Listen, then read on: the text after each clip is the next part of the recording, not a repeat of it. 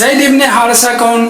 یہ وہ انسان تھے کہ جو 12 سال کے تھے، غلام کسی جنگ، ایک قبیلے نے دوسرے قبیلے کے اوپر حملہ کیا، دوسرے قبیلے نے غلام بنا لیا، ان کو لا کر کے بیچا گیا، کہاں؟ مکہ میں۔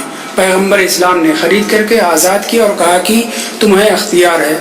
12 سال کے تھے، اور پھر اس کے بعد پیغمبر کی خدمت میں رہنے کی وجہ سے باپ آئے حارثہ بلانے کے لیے، پیغمبر نے آزاد رکھا لیکن نہیں گئے۔ یہ وہ واحد شخص ہیں جن کا قرآن میں نام بھی ذکر ہے، اصحاب پیغمبر میں سے جن کا نام ذکر ہے وہ جناب زید ابن حارثہ۔ فلما قضى زید منها وطرا، قرآن میں یہ الفاظ ذکر ہوئے۔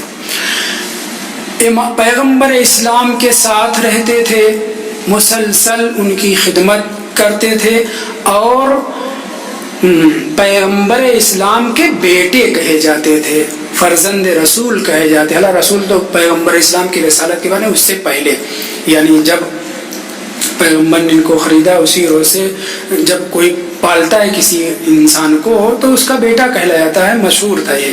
اور قرآن مجید نے اس کی تردید میں بعد میں تردید جو ہوئی ہے کہ ان امہاتہم الا اللائے ولدنہم، یہ قرآن ماں کے حساب سے اور باپ کے اعتبار سے بھی کہا گیا وما محمد ابا احد من رجالکم، نفی کر دی گئی، پیغمبر کسی کے باپ نہیں۔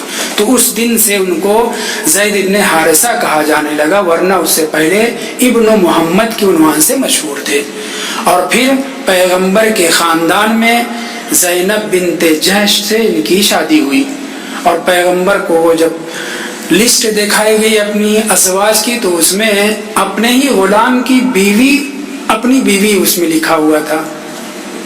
قرآن میں پورا تذکرہ ہے اور اس تفسیروں میں بیان ہوا ہے کہ زینب بنت جحش بعد میں طلاق ہوئی زید بن حارثہ سے، اور پھر رسول خدا کی زوجیت میں آئی، مشہور ہے۔ پہلا زید بن حارثہ کے ایمان اور اسلام میں کوئی شک و شبہ نہیں ہے۔ انہی کے بیٹے اسامہ بن زید، جن کے بارے میں کل آپ حضرات گفتگو کر رہے تھے، زید بن حارثہ کو پیغمبر اسلام نے جب کم عمر تھے تب بھی سردار لشکر بنا کر کے بھیجا تھا، اور پھر ان کے بیٹے 21-22 سال کے تھے، آخری رحلت کے وقت آپ نے ان کو بھی سردار لشکر بنا کر کے بھیجا تھا، اور سارے کبار صحابہ کو ان کی سرکردگی میں بھیجا تھا۔ زید بن حارثہ کے اوپر اتنی گفتگو کافی ہے۔ بہرحال اسلام لانے میں پہل کی، کیونکہ پیغمبر کی آغوش میں پڑھ رہے تھے، دوسرے لفظوں میں ان کے ساتھ رہتے تھے۔